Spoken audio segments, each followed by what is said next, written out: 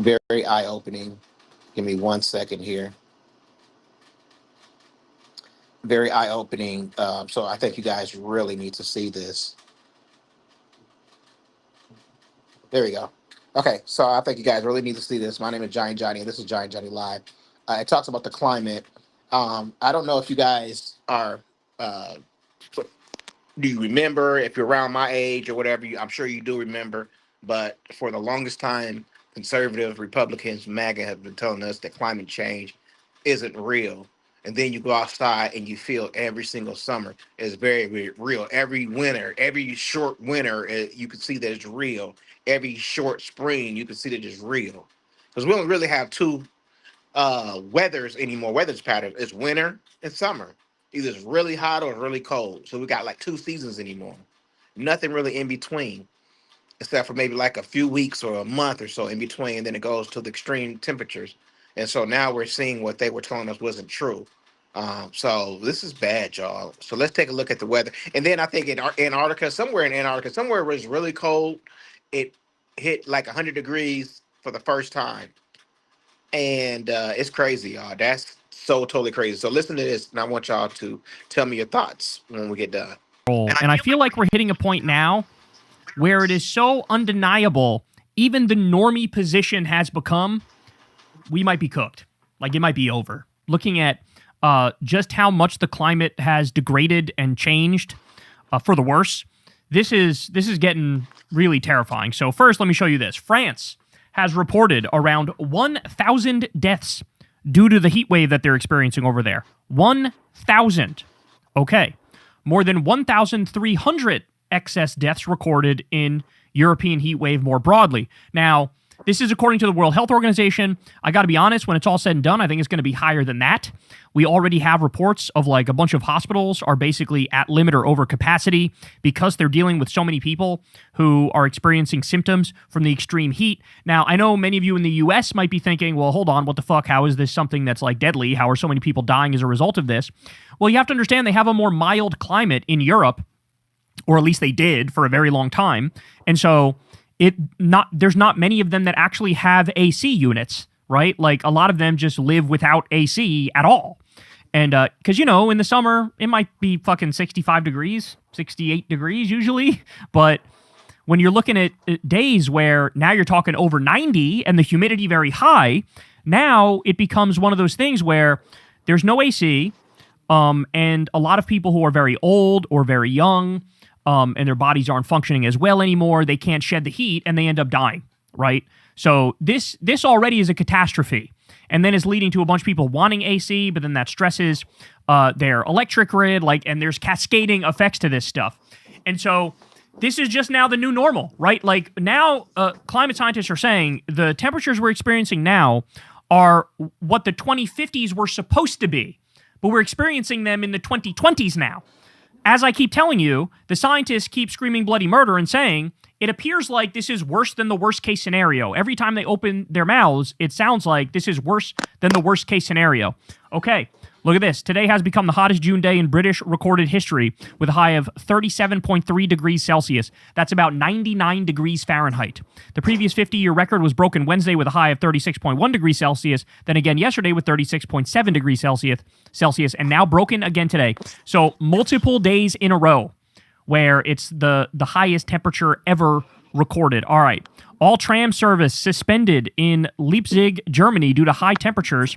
The rails are melting. Well, technically, it's not the rails that are melting. It's the joint sealant in the tracks that's melting. But either way, it's unworkable. It's unusable. So the rails are now melting, or the sealant in the rails is melting, making travel impossible because of the extreme heat. Okay. Well, how about here? Well, in the U.S., we're looking at a massive heat wave. The situation is certainly escalating along the eastern seaboard, the I-95 corridor, for later this week. The NOAA is forecasting peak highs close to the hottest ever measured. All-time highs from New York City to Baltimore, to D.C., to Raleigh, etc., are in the 103 to 107 degree range. In many cases, the forecast is neck and neck. Add to it high humidity, and the feels like temps will be near 115 in spots. Take this seriously, folks. It will be dangerous. By the way, right where I am happens to be the worst in the entire country with a feels like of 113 degrees forecast for Washington, D.C., near all-time records. Okay, now at the same time, we're experiencing massive heat waves all over the place, right? Heat domes that are setting up and just like locking into place.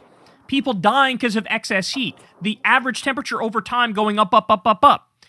There's a reason why scientists stopped referring to it as global warming and started referring to it as climate change. Because they know there's some low IQ people out there who don't realize that part and parcel with this is extremes on both ends of the spectrum at any given time.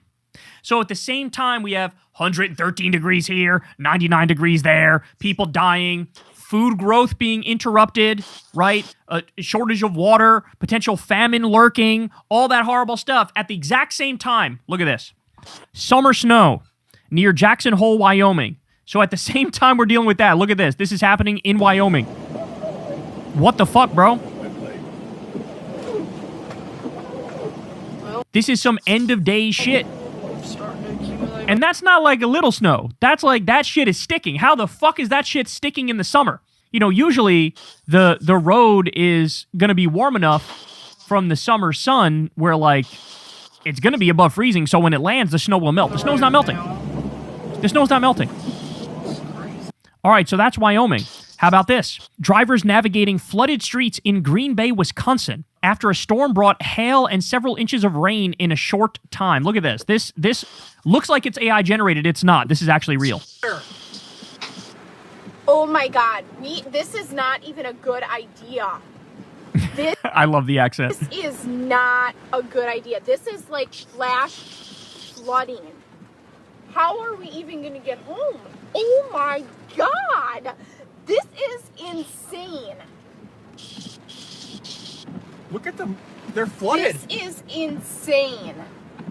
Now, we also have Idaho, Meridian, Idaho. Look at this. Look at this street. It's a street of fucking hail. It's a hail river street. Look at this.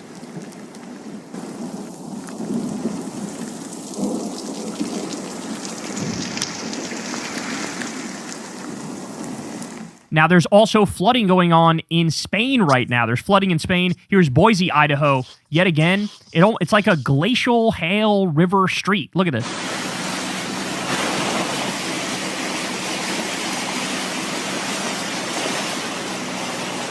It's almost fucking July, y'all. It's almost July.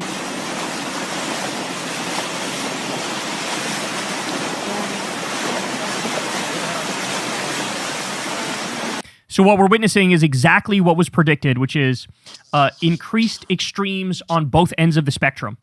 And it's happening all at once. As the average goes up, up, up, up, up, there's increased extremes on both ends of the spectrum.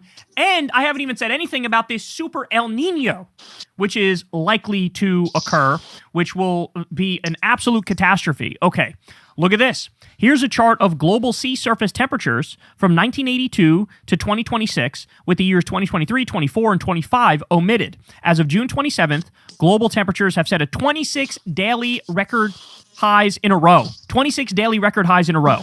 Look at this. Global sea surface temperatures, and the red line is what we're dealing with right now. I don't know, man. It really does look like we've hit the point of no return. Okay, that's what this looks like to me.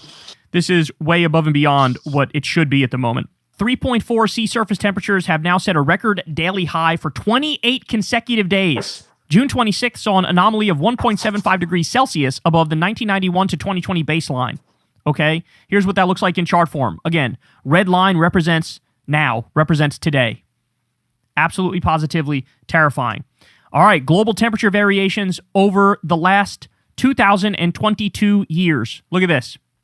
Here's where we are now. I don't know, man.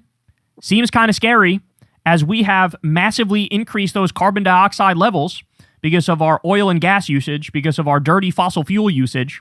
As the carbon dioxide goes, so goes the temperature of the planet.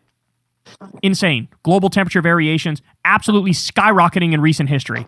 This should really wake people up, but again, not sure it will. And as Matthew Todd says, let's face it, we're cooked. By the way, climate scientists are saying it looks like it's too late.